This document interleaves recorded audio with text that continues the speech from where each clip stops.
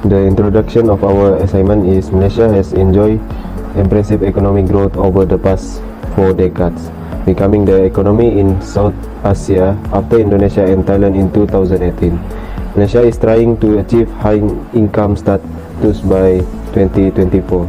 Since 1960, Malaysia has pursued various economic reforms and has gone through stages that can be grouped into 3 main economic periods, namely: pursuing rapid economic growth and development is a major policy goal of many developing countries, including the emerging transition economy of mainland South Asia. In this country, agriculture and economic growth are closely linked, since agriculture accounts for a significant share of production and national income.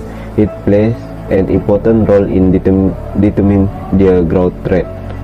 The introduction of the flying geese development model has further implication for agriculture in developing countries. In this process of industry, some of them seem to have successfully adopted the strategy of enter the areas where they have a growing comparative advantage in terms of cost and importing technology from another country. Economic have measures whose comparative advantage in this area appear to be diminishing. This transition is not always smooth and there are adjustment difficult, especially in the agriculture sector. In this context, the main policy concern is to ensure that agriculture growth can be sustained under changed dynamic economic conditions based on cooperative advantage.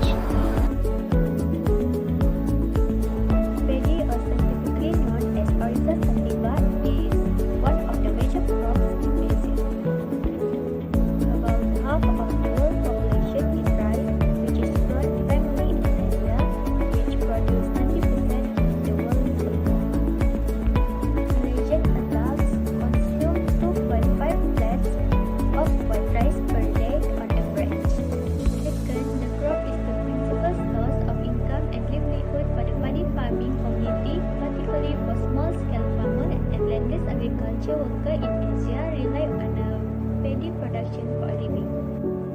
Paddy is farmed extensively in Malaysia. Rice is grown all around Malaysia, covering about 600,000 hectares of land. Peninsular Malaysia accounts for 2/3 of this land, half of which is covered by AGR irrigation scheme. Assessed by Rural Agricultural Development Authority, they currently reduce paddy production an average of 5 to 7 ton hectare. This figure is far higher than previous decades of growth. Nonetheless, in order to meet the market needs and overcome the problem of excessive growth in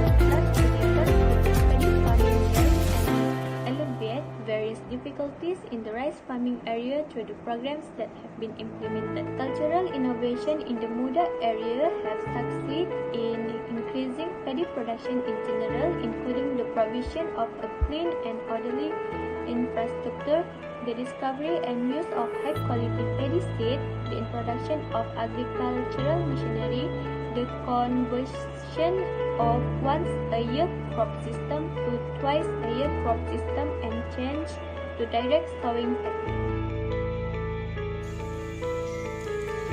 Cocoa, or scientifically known as Theobroma cocoa, is the main crop of the tropical region, which is in Central and South America.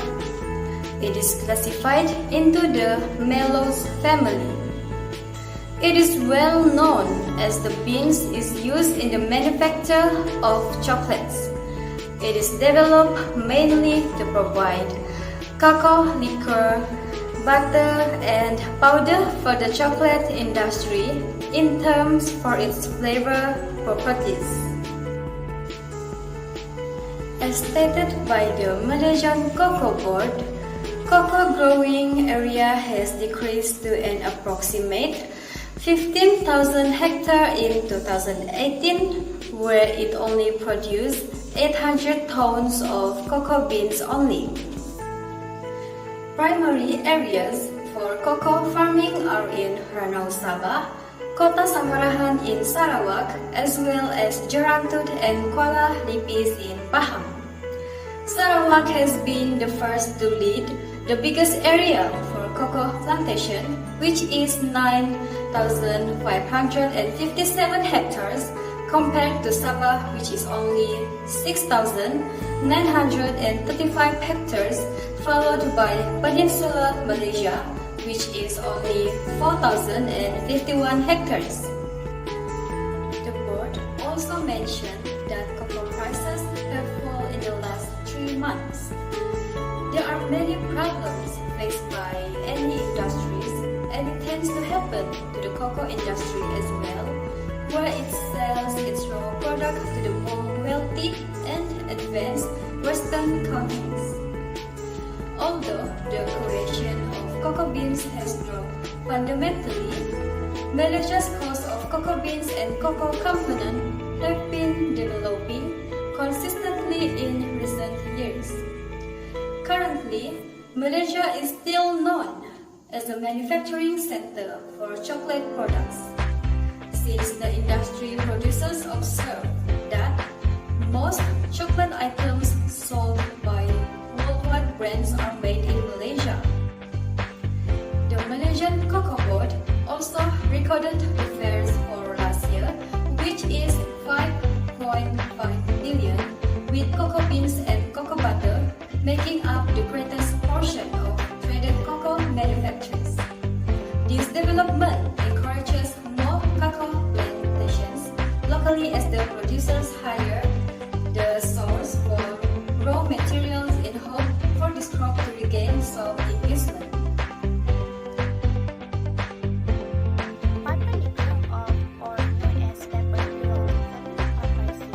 Which is usually classified as land crops that support growing.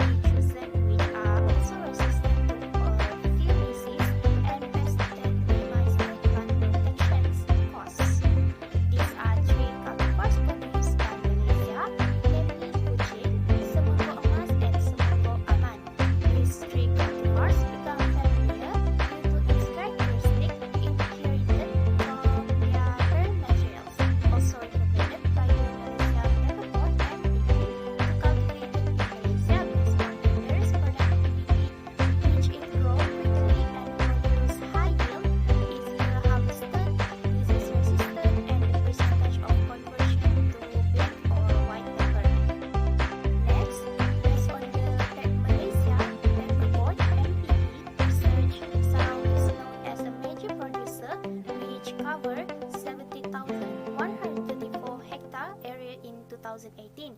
This industry is monitored and supported by AGR and local universities, helps in black pepper production, marketing, and others. Till now, several states the production of black and white pepper in Malaysia reach about 23,780 tons of black pepper and 6,794 tons of white pepper in 2018. The black pepper trends are increasing since 2009, while fluctuation of white pepper production was recorded since 2017. Production of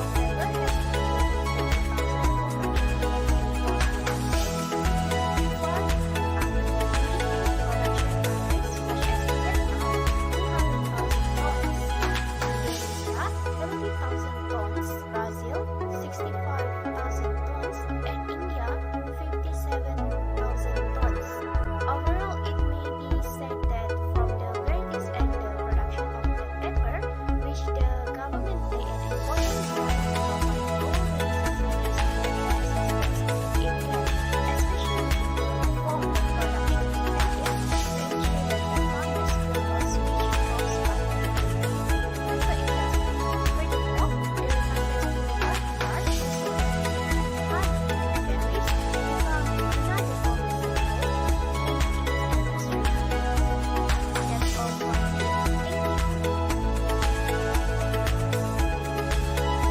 Ananas komasus or pineapple is one of the most popular tropical fruits in Malaysia. It is categorized in a group of major fruit because it has a great potential to generate incomes for farmers as well as countries. Its popularity is due to its multi-forms in consumption. Mashed pineapples can be eaten fresh as dessert or salads, cooked as mostly found in local delicacies, or processed into juice and jams. The juice from young pineapple is believed to suitable for treatment of various diseases because it is rich in nutrients such as bromelain and vitamin A and B1. In addition, pineapple also contains citric acid that can effectively eliminate fat and help in reducing weight. Current technology of pineapple producer in Malaysia. The unique feature of the Malaysian pineapple industry is that almost 90% of the harvest is grown in peat soil, which is considered to be the age of most other crops. The current technology for growing pineapples in peat seems to be sufficient, although the inability to mechanize in the soil is a serious disadvantage due to labor shortage and increased their input costs. Growing fresh fruit varieties in mineral soils to obtain higher quality products has attracted more and more attention. The current research work is to develop new varieties with early production characteristics and high sugar content for use in natural juice cans, agronomic practices in high-density mineral soil, hormone timing, fertilizer dosage and application, and Mealybugs virus red blight management. Research will also focus on post-harvest handling and product development for fresh pineapple export, such as minimal processing. In development, the prospects for pineapple industry in the next 10 years are bright, which is consistent with the various strategies identified and implemented to strengthen the value chain. Various policy interventions help to achieve the goal of self-sufficiency, thereby increasing the income and income of local residents through the programs implemented in the National Agricultural Policy (NAP), and the 11 Malaysian Plan and the Economic Transformation Plan (ETP). Something else, the plans and projects implemented by the government seem to be effective and have led a stronger industry. The continuous development of new markets and the realization of commercial efficiency in existing markets, as well as the production of derivative products, provide new opportunities for the huge pineapple market.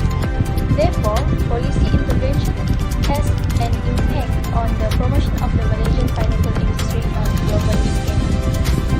As a conclusion of this written report, Malaysia agriculture development is getting better as it becomes one of the main industry in the country. Various issues have arisen in the agriculture business. To avoid them, the government has created the Agriculture Policy Initiative. All of the plantation in Malaysia, such as cocoa, paddy, pepper and pineapple, is very important to increase economy to country. This sector has contributed significantly to the country economic growth. Unfortunately, the agriculture industry has had its share of problems, which have caused the economy to experience a bit of a thrill fight. Fortunately, the government has come up with a strategy to address this issue. The development of the agriculture sector is typically managed through a comprehensive and market-driven approach. This contributes to Malaysia's economic growth and development. Due to various factors such as the economic recession, many individuals and businesses have experienced difficulty and have resorted to taking on additional risks.